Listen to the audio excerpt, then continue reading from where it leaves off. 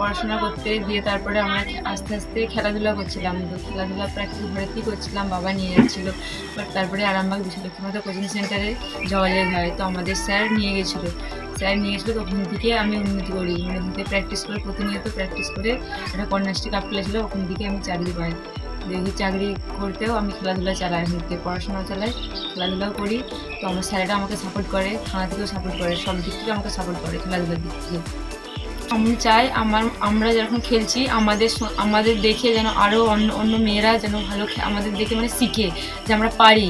এরকম মেয়েরাও কোনোতে কম নয়, মেয়েরাও হচ্ছে যে সবেতে আছে, ছেলেরা যে পারে এটা না, মেয়েরাও পারে।